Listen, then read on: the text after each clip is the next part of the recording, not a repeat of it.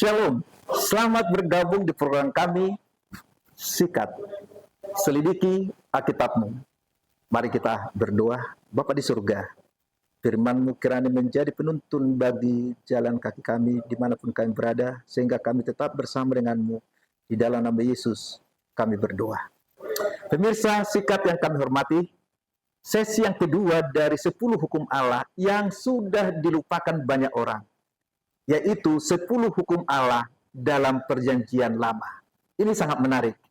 Ini perjanjian lama yang dimaksud adalah sebelum 10 hukum itu diturunkan, diberikan Allah kepada Musa. Yang pertama, hukum yang pertama, jangan ada ilah lain di hadapan hadiratku. Ini sudah tertulis dalam Kejadian 35 ayat 2 sampai ayat yang keempat. Masih ingat cerita Yakub di mana dia berkata, jauhkan dewa-dewa yang ada di tengah-tengahmu, tahirkan dirimu. Yosua 24 juga ayat 2 bahwa firman Tuhan, hai beribadahlah kepada Allah, jangan beribadah kepada Allah lain. Hukum yang kedua yang mengatakan bahwa jangan menyembah patung. Kejadian 31 ayat 18 sampai 34, kalau kita baca Alkitab mengatakan demikian, bahwa Yakub lari dari Laban dan Rahel istrinya mengambil terapim, yaitu patung berhala dari ayahnya. Ini sangat mengejutkan bahwa ternyata patung pun disembah pada saat itu. Hukum yang ketiga, hukum yang mengatakan jangan menyebutkan nama Allah dengan sia-sia. Keluaran 5 ayat 2, Tuhan berkata sedemikian rupa, siapakah Tuhan itu? Haruskah aku mendengarkannya sehingga aku membiarkan bangsa Israel keluar dari tanah Mesir? Aku tidak kenal dia. Itu sama dengan menyatakan bahwa penghinaan kepada nama Allah. Hukum yang keempat, ini sangat jelas. Hukum keempat adalah ingat dan kuduskanlah hari Sabat. Itu sudah ada sejak zaman penciptaan. Kejadian 2 ayat 1 sampai 3 bahwa pada hari ke-7 Allah beristirahat. Allah berhenti, Allah memberkati, Allah menguduskan hari itu. Diasingkan untuk menyembah Allah. Dan Keluaran pasal 16, yaitu di mana pada zaman bangsa Israel, perjalanan 40 tahun, mana mereka selama 40 tahun. Di mana pada hari Sabat, tidak ada turun mana, tetapi hari pertama sampai hari ke-6, mana turun.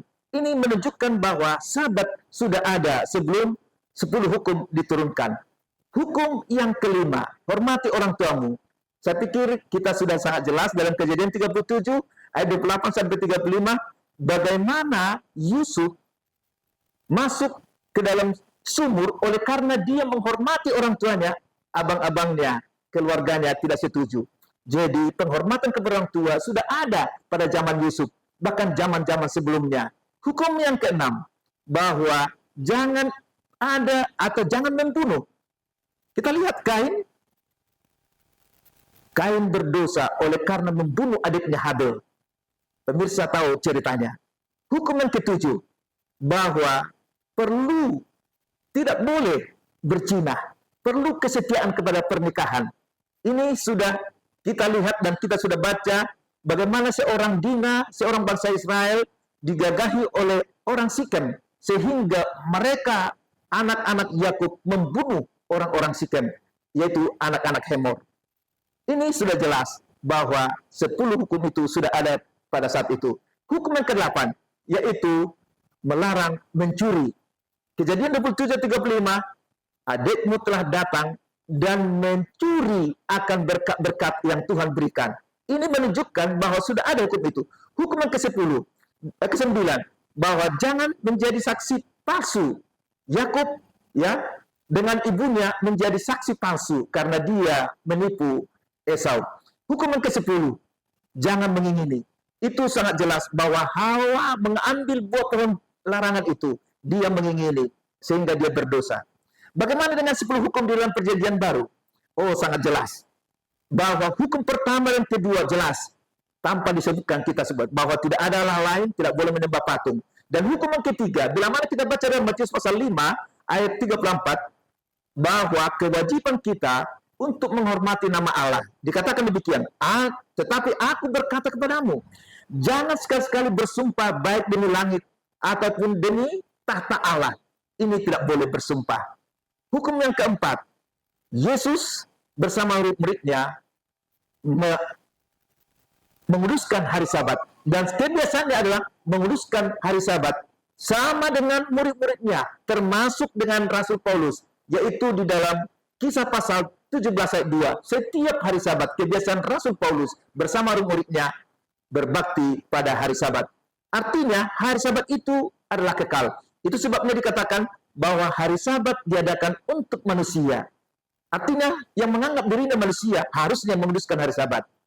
Dan Yesaya 66 ayat 22-23 bahwa hari Sabat itu kekal karena kita akan menyembah Allah di dunia baru nanti dari Sabat ke Sabat. Bagaimana dengan hukum kelima, mengasihi sesama manusia?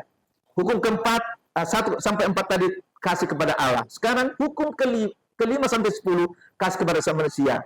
Ini menunjukkan bahwa perintah kelima, Efesus pasal 6 ayat 1 dan 2, hai anak-anak, hormatilah orang tuamu. Itu sangat jelas, diulang lagi. Lalu bagaimana dengan perintah ke-6? Matius 5:21 katakan, jangan membunuh.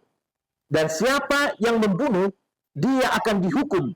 Bahkan Yohanes 3:15, pembunuh tidak akan masuk surga. Yang membenci saudaranya adalah pembunuh dan tidak akan masuk surga.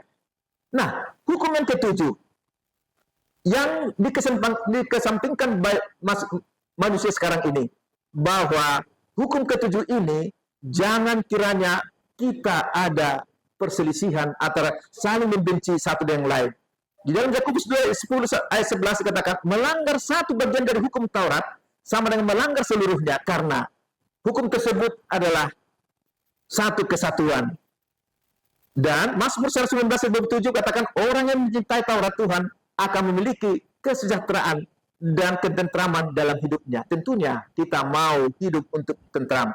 Hukum yang ke-8, yaitu Tuhan tidak membutuhkan perhambaan bagi kita, yaitu tentunya hukum kemerdekaan. Yakobus 1:25 katakan, hukum Allah sempurna, mempunyai kekuatan untuk manusia, dan ini membuat kita bebas, merdeka, oleh karena kita menuruti 10 hukum tersebut.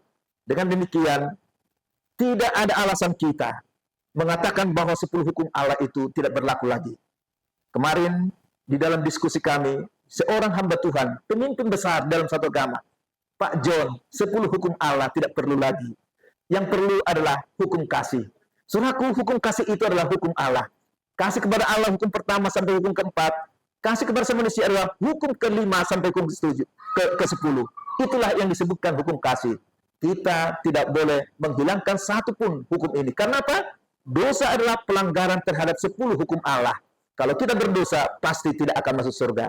Demikian, sampai jumpa di hari berikutnya.